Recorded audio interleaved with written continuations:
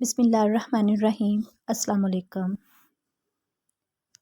حضرت عثمان رضی اللہ عنہ فرماتے ہیں، ابو جہل نے ایک دم آگے بڑھ کر آپ صلی اللہ علیہ وآلہ وسلم کے کپڑے پکڑنے کی کوشش کی۔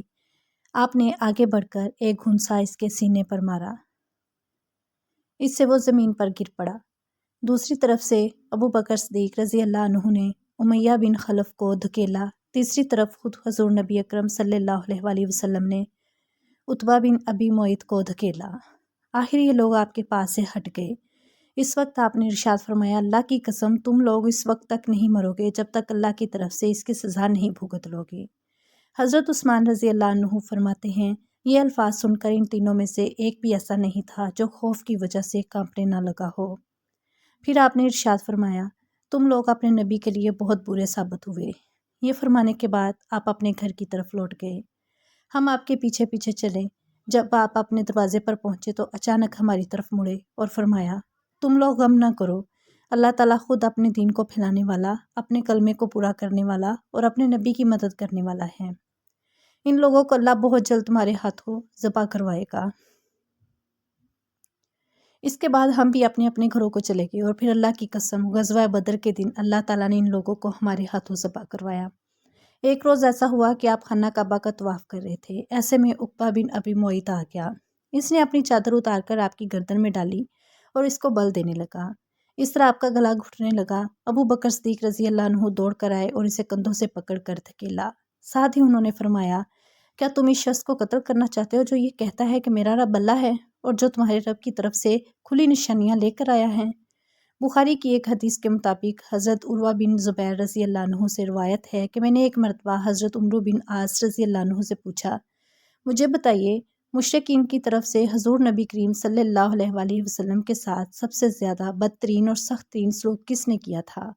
جواب میں حضرت عمرو بن عاص رضی اللہ عنہ نے فرمایا، ایک مرتبہ حضور نبی کریم صلی اللہ علیہ وآلہ وسلم کعبہ میں نماز ادا فرما رہے تھے کہ عقبہ بن ابی معیط آیا۔ اس نے آپ کی گردن میں کپڑا ڈال کر اس سے پوری قوت سے آپ کا گلا گھونٹا۔ اس وقت حضرت ابو بکر صدیق رضی اللہ عنہ نے اسے دھکیل کر ہٹایا۔ یہ قول حضرت عمرو بن عاص رضی اللہ عنہ کا ہے۔ انہوں نے یہی سب سے سخت برتاؤ دیکھا ہوگا، ورنہ آپ صلی اللہ علیہ وآلہ وسلم کے ساتھ اس سے کہیں زیادہ سخت برتاؤ کیا گیا۔ پھر جب مسلمانوں کی تعداد 38 ہو گئی تو حضرت ابو بکر صدیق رضی اللہ عنہ نے آپ سے عرض کیا، اے اللہ کے رسول، مسجد الحرام میں تشریف لے چلیے تاکہ ہم وہاں نماز ادا کر سکیں۔ اس پر آپ صلی اللہ علیہ وآلہ وسلم نے ارشاد فرمایا، ابو بکر، ابھی ہماری تعداد تھوڑی ہے۔ ابو بکر صدیق رضی اللہ عنہ نے پھر اسی خواہش کا اظہار کیا۔ آخر حضور نبی کریم صلی اللہ علیہ وآلہ وسلم اپنے تمام صحابہ کے ساتھ مسجد الحرام میں پہنچ گئے۔ حضرت ابو بکر صدیق رضی اللہ عنہ نے کھڑے ہو کر خطبہ دیا، لوگوں کو کلمہ پڑھ لینے کی دعوت دی۔ اس طرح حضرت ابو بکر صدیق رضی اللہ عنہ سب سے پہلے شخص ہیں جنہوں نے مجمع میں کھڑے ہو کر اس طرح تبلیغ فرمائی۔ اس خطبے کے جواب میں مشرکین مکہ حضرت ابو بکر صدیق رضی اللہ عنہ اور دوسرے مسلمانوں پر ٹوٹ پڑے اور انہیں مارنے لگے۔ حضرت ابو بکر صدیق رضی اللہ عنہ کو تو انہوں نے سب سے زیادہ مارا پیٹا۔ مار پیٹ کی انتہا کر دی گئی۔ عقبہ نے انہیں اپنے جوتوں سے مار رہا تھا، اس میں دوہرا تلا لگا ہوا تھا۔ اس نے حضرت ابو بکر صدیق رضی اللہ عنہ کے چہرے پر ان جوتوں سے اتنی ضربیں لگائیں کہ چہرہ لہو لہان ہو گیا۔ ایسے میں حضرت ابو بکر صدیق رضی اللہ عنہ کے قبیلے بنو تمیم کے لوگ وہاں پہنچ گئے۔ انہیں دیکھتے ہی مشرکین نے حضرت ابو بکر صدیق رضی اللہ عنہ کو چھوڑ دیا۔ ان لوگوں نے حضرت ابو بکر صدیق رضی اللہ عنہ کے کپڑے پلٹایا اور بے ہوشی کی حالت میں گھر لے آئے۔ ان سب کو یقین ہو چکا تھا کہ ابو بکر صدیق رضی اللہ عنہ آج زندہ نہیں بچیں گے۔ اس کے بعد اب بنو تمیم کے لوگ واپس حرم آئے۔ انہوں نے کہا، اللہ کی قسم اگر ابو بکر مر گئے تو ہم عقبہ کو قتل کر دیں گے۔ یہ لوگ پھر حضرت ابو بکر رضی اللہ عنہ کے پاس آئے۔ انہوں نے اور حضرت ابو بکر رضی اللہ عنہ کے والد نے ان سے بار بار بات کرنے کی کوشش کی، لیکن آپ بالکل بے ہوش تھے۔ آخر شام کے وقت کہیں جا کر آپ کو ہوش آیا اور بولنے کے قابل ہوئے۔ انہوں نے سب سے پہلے یہ پوچھا، حضرت صلی اللہ علیہ وآلہ وسلم کا کیا حال ہے؟ گھر میں موجود افراد ان کی اس بات کا کوئی جواب نہ دیا۔ ادھر حضرت ابو بکر صدیق رضی اللہ عنہ بار بار اپنا سوال دہرا رہے تھے۔ آخر ان کی والدہ نے کہا، اللہ کی قسم ہمیں تمہارے دوست کے بارے میں کچھ معلوم نہیں۔ یہ سن کر حضرت ابو بکر صدیق رضی اللہ عنہ نے فرمایا، اچھا تو پھر ام جمیل بنت خطاب کے پاس جائیں، ان سے حضرت صلی اللہ علیہ وآلہ وسلم کا حال دریافت کر کے مجھے بتائیں۔ जमील रज़ी अल्लाह अन्हा हज़रत उमर रज़ी अल्लाह अन्हु की बहन थी। इस्लाम कबूल कर चुकी थी लेकिन अभी तक अपने इस्लाम को छुपाए हुए थी। हज़रत अबू बकर सिद्दीक़ रज़ी अल्लाह अन्हु की वालिदा इनके पास पहुंची। उन्होंने जमील रज़ी अल्लाह अन्हु से कहा, अबू बकर मोहम्मद बिन अब्दुल्ला की खैरियत पूछते हैं। जमील रज़ी अल्लाह अन्हा चूँकि अपने भाई हज़रत उमर रज़ी अल्लाह अन्हु से डरती थी, वो अभी तक ईमान नहीं लाए थे, इसलिए उन्होंने कहा मैं नहीं जानती। साथ ही वो बोली, क्या मुझे अपने साथ ले जाना चाहती हैं? हज़रत अबू बकर सिद्दीक़ रज़ी अल्लाह अन्हु की वालिदा ने फ़ौरन कहा हाँ।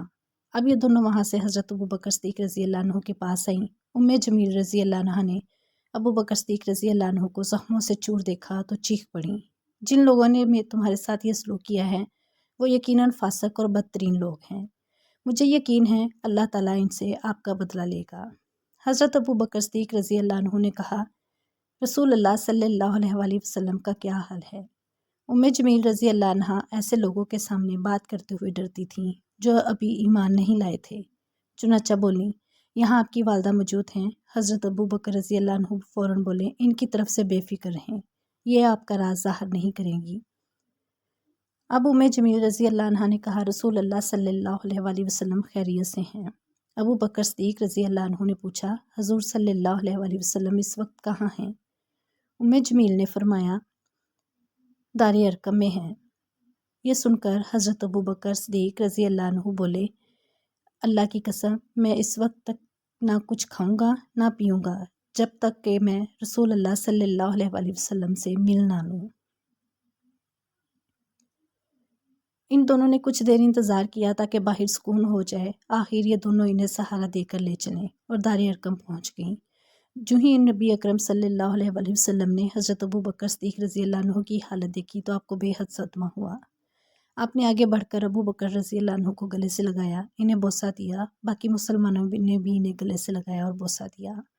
फिर हज़रत अबू बकर सिद्दीक़ रज़ी अल्लाह अन्हु ने आप सल्लल्लाहु अलैहि वसल्लम से अर्ज़ किया, आप पर मेरे माँ बाप कुर्बान हों, ए अल्लाह के रसूल, मुझे कुछ तो नहीं हुआ सिवाय इसके कि मेरे चेहरे पर चोटें आई हैं।